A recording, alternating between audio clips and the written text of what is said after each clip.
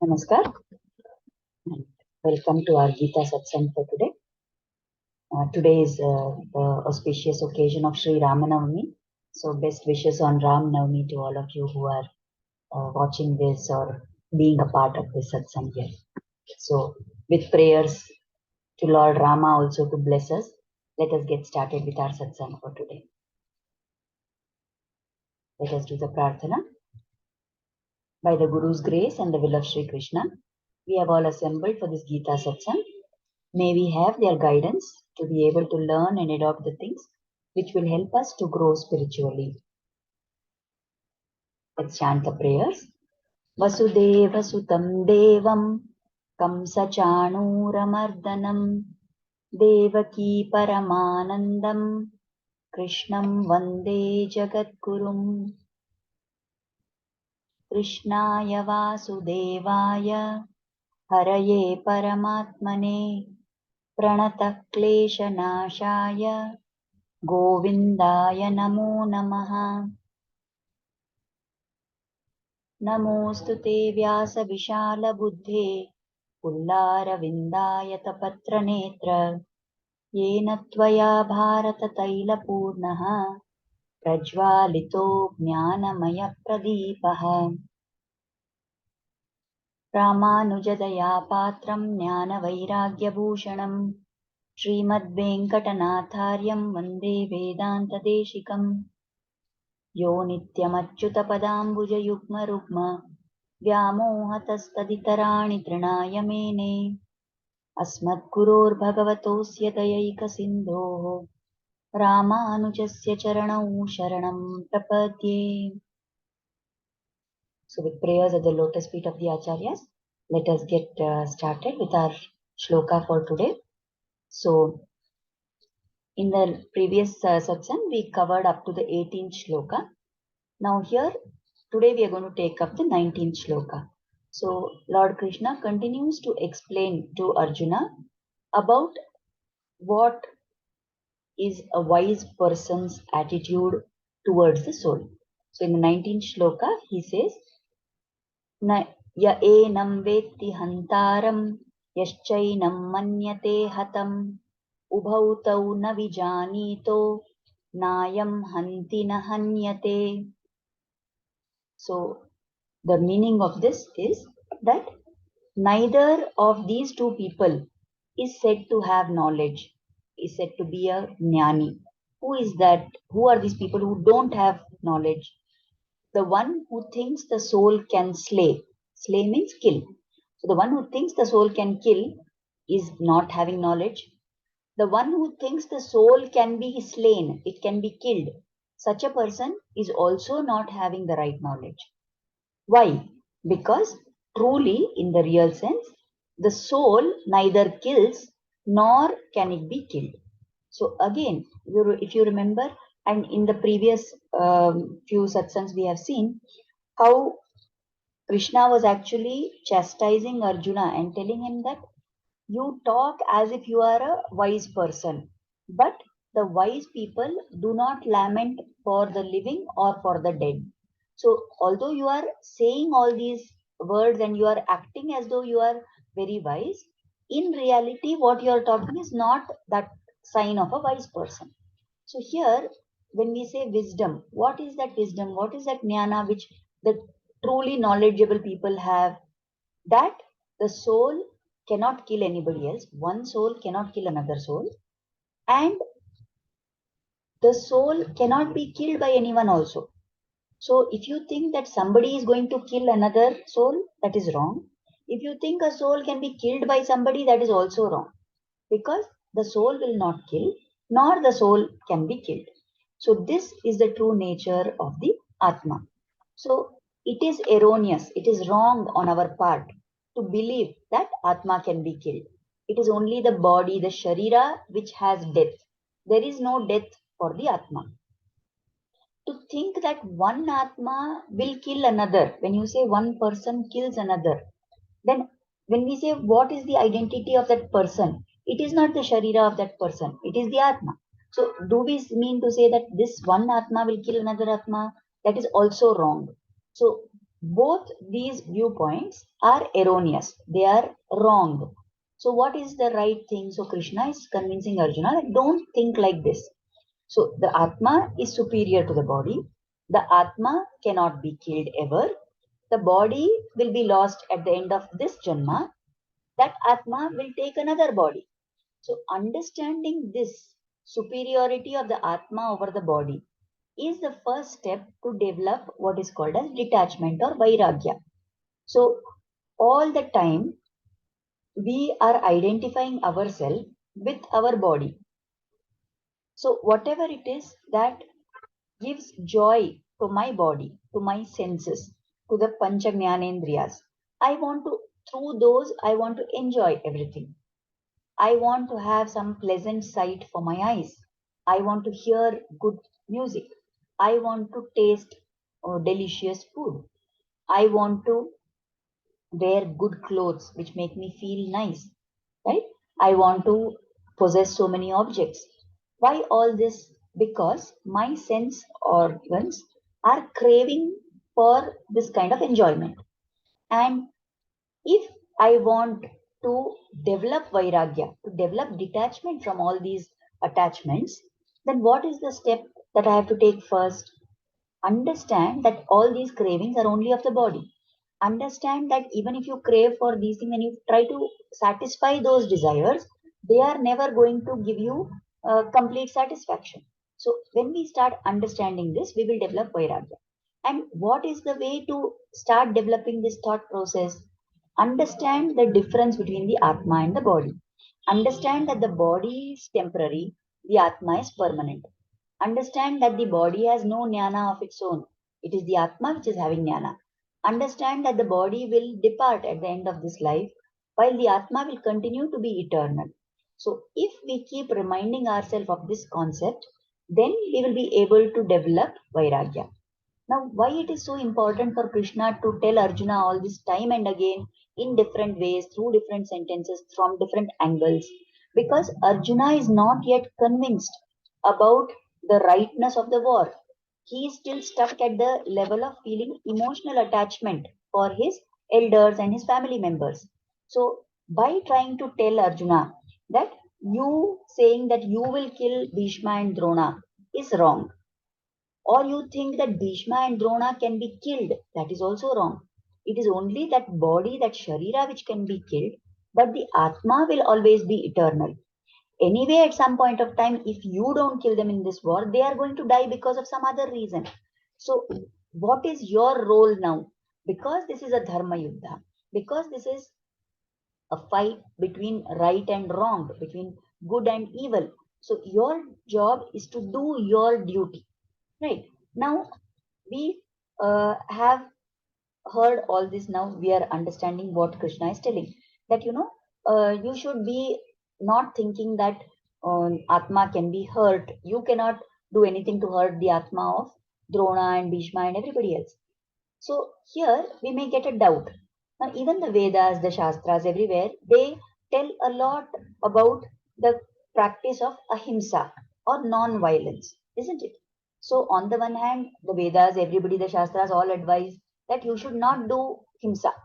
So, if we are doing himsa, if we are doing violence towards somebody, now our question can arise that anyway, if one X is doing violence, is being violent towards Y, then by this logic of what Krishna is explaining, that is not going to hurt the soul of that wife, isn't it?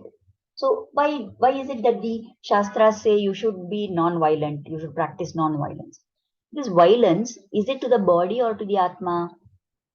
Now, the body is something which is going to die. So whatever violence you do, it is not actually towards the body.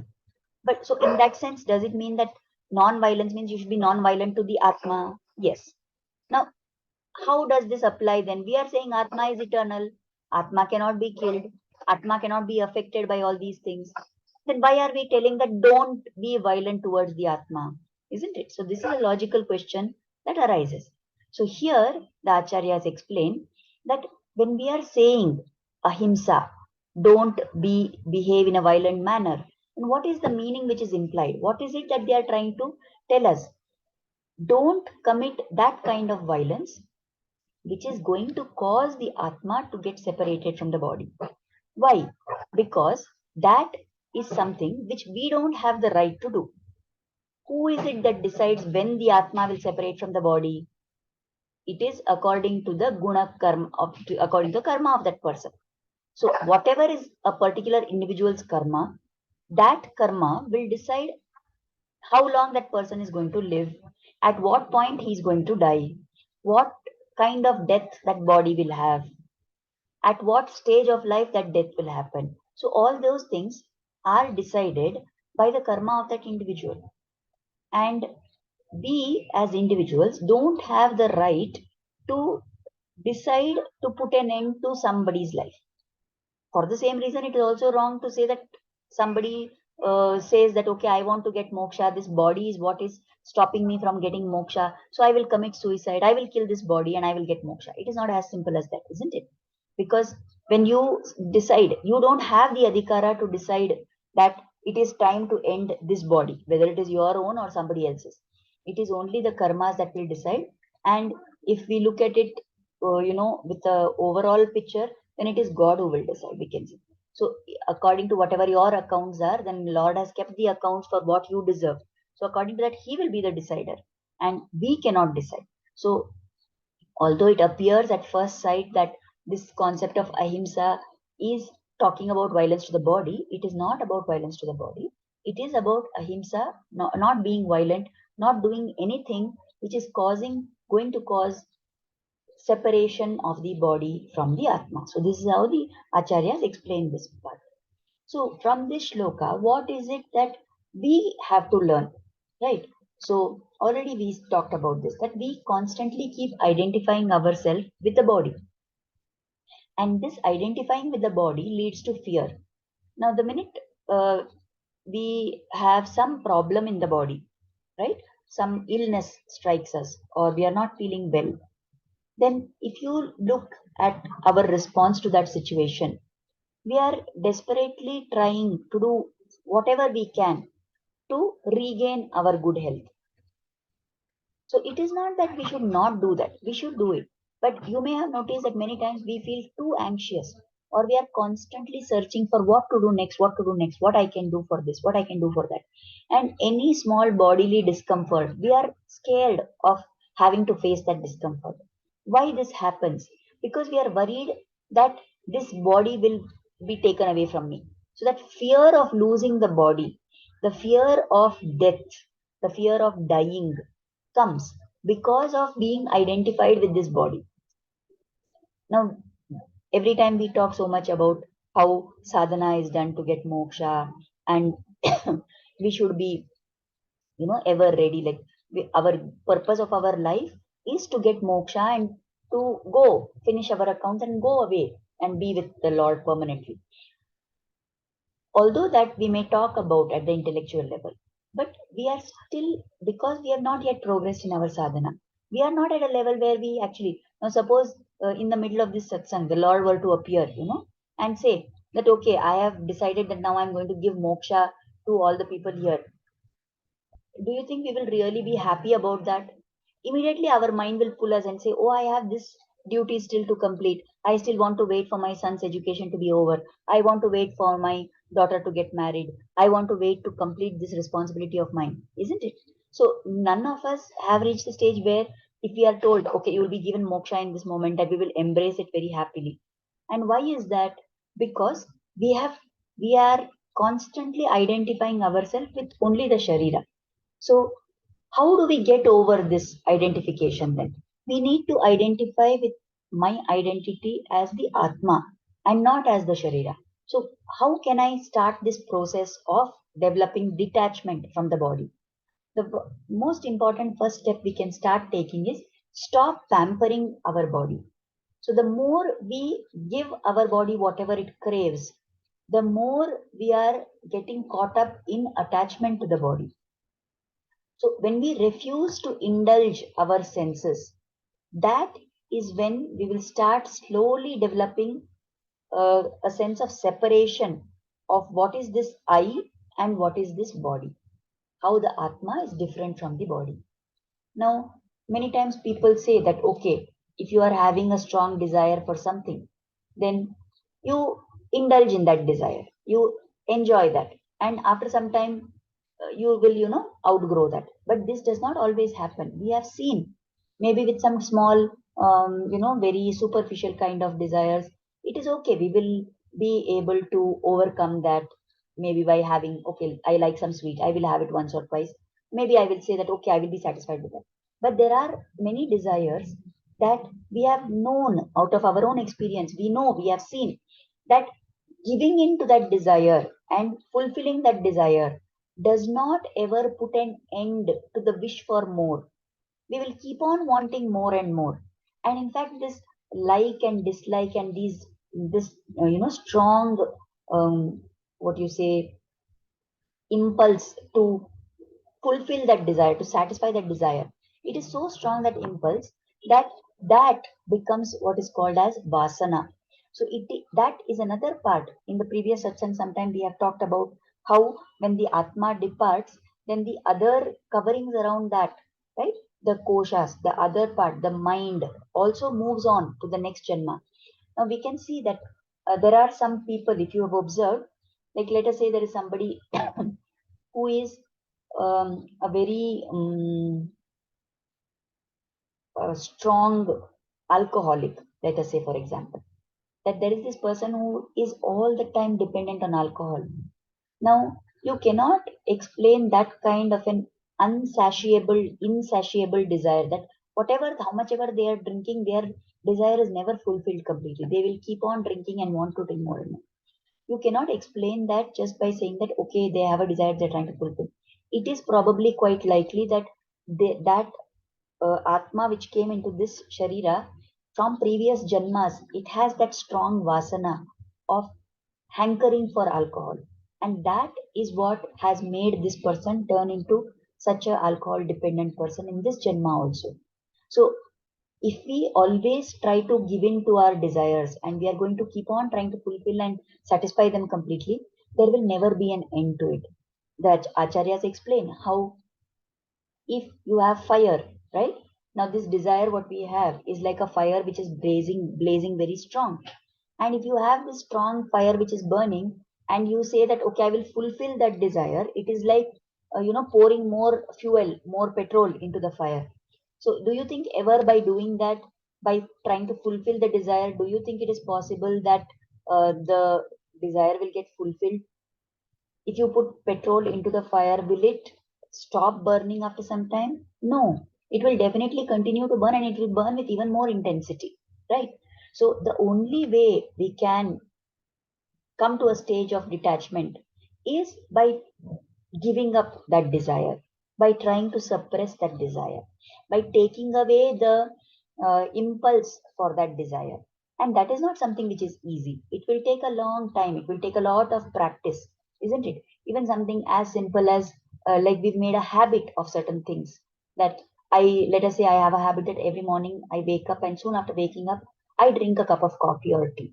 Now, even something as simple as that, it's just a tiny cup of coffee or tea, right? But if I try to stop drinking that, there is going to be so much resistance to that. Firstly, at the bodily level, there will be withdrawal effect. I will start getting headache. I will start feeling out of sorts and all that.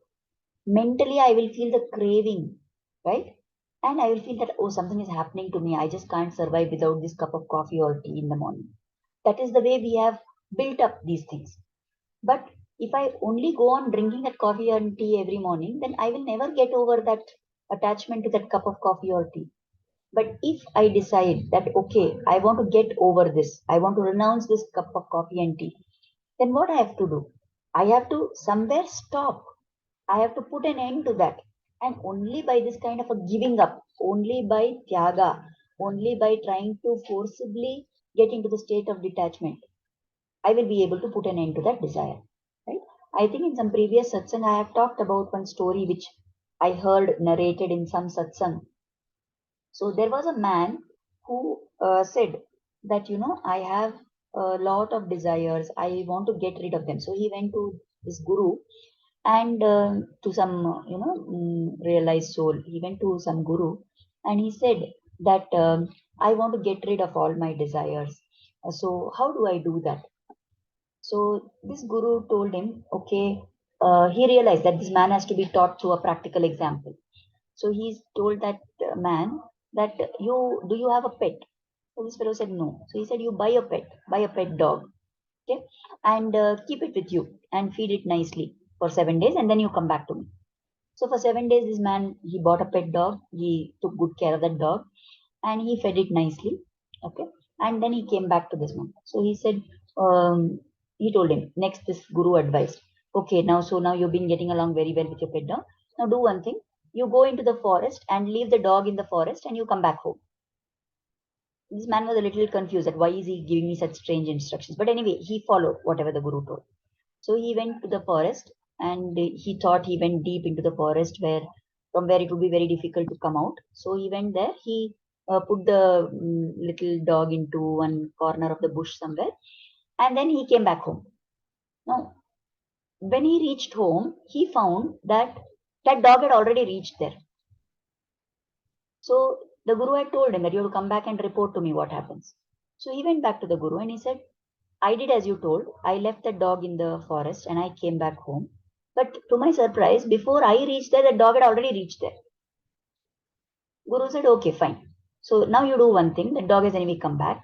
Now what you have to do is keep the dog with you, but don't feed it anything. Don't give it anything to eat. Just ignore, even if it cries, whatever it does, you just ignore. Don't feed that dog. So then this man followed these instructions of the guru. And the guru had told him, come back after another 7 days. So after 7 days, he goes back to the guru. Now the guru asked him, what happened now? How is your dog? That man said, what dog? That dog went away from me. So the guru said, how did it go away from you? When you went and left it in the forest and came back, it never went away. Now how did it go away from you? So he said, no, I did as you told. I stopped feeding that dog. And for 1 or 2 days, it was mooching around here and there and, whining and all that. Tried all sorts of tricks to get my attention to feed it. But I stuck to what you told. So when I didn't feed that dog for 2, 3 days, then it went away. Someone else started feeding it food. So it went away there. So the guru told this man, see, this is the lesson for you, that you have, like, your desires are like this dog. So the only way to get rid of the dog, if you think you went into the forest and left it there, but because of its vasana, it came back. It had the ability to come back. But when you stopped feeding that dog, that was when it actually went away from you. So whatever desires you are having, they are sticking around with you because you are feeding them. So if you want these desires to go away from you, the only solution, the only way you have to take is to stop feeding those desires. So from this story, we can understand that if we think that there is something that, I am having too much of this desire, it is something that I'm not able to overcome, then what is the way to overcome that? What is the way to develop vairagya? You stop giving in to those impulses of that desire. Stop feeding the dog, and then only then that dog will go away from you. So that is the way in which we have to gradually try to overcome whatever impulses we have. Now, all this that we spoke about is in connection to developing Vairagya. Now, why it is important to develop Vairagya? Because we should put into practical application whatever Krishna is telling. So if the body is not real, the body is not permanent, then what is the point in hankering behind giving comfort to the body all the time? Because we are so involved in trying to pamper our body, we are not able to pay attention to what actually should be done for the Atma. So if I want to do something for my Atma Uddhara, then I have to neglect somewhere how much time and attention. I have to uh, decide to cut down on the time and attention I'm giving to the body. As I said in the last satsang, how much ever minimum is required for the body to be in good health to do sadhana, that much I must definitely do. But beyond that, pampering the body is something that we must learn to avoid. So, in this shloka, Krishna has told about how Atma cannot kill and Atma cannot be killed. So, for the ones who are truly knowledgeable, they realize this. So, if we want to get into that stage of real knowledge, then we also must start somewhere trying to understand and practice this in our life. Of course, it is very easy to talk about it. It is quite difficult to practice in reality. But by God's grace, we will be able to achieve that somehow by doing more and more sadhana. Now, today being Sri Ram Navami, I'm sure all of us have celebrated the festival in the morning. 12 o'clock afternoon is actually the time when Lord Sri Rama was born on this day of Chaitra Navami, right? So, um, we will take something out of that. I've spoken about this. I think we have discussed this in maybe the previous year's Navaratri, not 2022, during 2021 Navaratri, when we were talking about the women in the Ramayana. At that time, we talked about what is the significance of this whole story of Sita being kidnapped by Ravana. So, since today is Ram Navami, I wanted to talk about something, relevant to Rama, Sita, and at the same time it has to be something which was relevant to our um, path that we are on right now, that we are talking about Atma and Deha and Moksha and so on. So what is it that the Atma should do to get to Moksha? What is it that is the obstacle to achieving that? So mm, Acharyas have told about how we must view this whole episode of Ravana kidnapping Sita and Rama, finding her back. So that is a deeper meaning, the more esoteric meaning of what is this whole story about. So if we say this Sita story is equivalent to the soul's journey to moksha, so Sita is to be seen as the Jivatma, which said how the Jivatma is there in every living being. It is there in every being, sorry, not just living, it is there in all beings. And this Jivatma has a particular identity now. Where is this Sita kept? In Lanka. So, which appears, Lanka is said to be very prosperous. It's a land of great prosperity and all enjoyment and all that. So, this Jivatma, like how Sita was kept as a, what you say, prisoner in Lanka, this Jivatma is imprisoned within this human body. Now, whom does this Sita want to get back to? She wants to get back to Rama. So Rama signifies, of course, the Paramatma. So this Jivatma is caught up in this Lanka's human body, but its objective is to get back to the Paramatma. Now these Rakshasas, what do they signify? Ravana, who kidnapped Sita, is the Rajoguna. Kumbhakarna, who assisted Ravana, is the Tamoguna. And the Vibhishana, who gave up his own brother Ravana and came to the side of Rama because he realized that Rama is the very epitome of Dharma, that Vibhishana signifies the Sattva Guna. So, this Jivatma, which is imprisoned, wants union, wants to be united with the Paramatma. And at what time does that become possible? How does Sita find the solution to finally get back united with Rama? Because Hanuman comes there with the ring of Rama and with his message. So this Jivatma is lost in this world. And at that time, when a guru appears, Hanuman is the guru. And seeing that ring of of Rama, which came as the message, is the Brahma Jnana which the guru gives us. So when Hanuman came with the ring and conveyed Rama's message, and Sita then agreed to, whatever was the chain of events that followed, then everything happened according to that.